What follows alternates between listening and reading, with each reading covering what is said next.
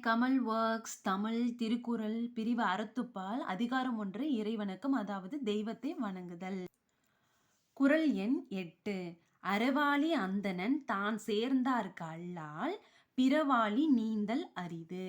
பொருள்: அறக்கடவுளாக விளங்கும் கடவுளின் திருவடிகளை நினைப்பவர்களைத் தவிர மற்றவர்கள் பொருள், இன்பம் ஆகிய வேறு கடல்களை கடக்க மாட்டார்கள். அறம்னா என்ன? உண்மை. இந்த உலகத்துல உண்மையா உண்மைன்றது யாருன்னு பார்த்தீங்கன்னா இறைவன் மட்டும்தான். இறைவனை தவிர வேறு எதுவுமே உண்மை கிடையாது. இறைவனை தவிர இந்த உலகத்தில் எதுவுமே உண்மை கிடையாது. எல்லாமே மாயை, பொய்.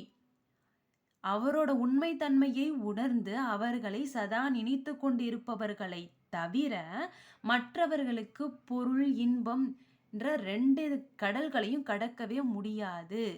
உண்மைத்தன்மையாகிய உண்மையை புரிஞ்சுக்குங்க. பொருள், இன்பம்லாம் தன்னால வந்து சேரும் அப்படின்றத அறவாளி அந்தணன் தான் சேர்ந்தார்க்கு அல்லால் பிறவாளி நீந்தல் அரிதுன்ற குறள் விளக்கு.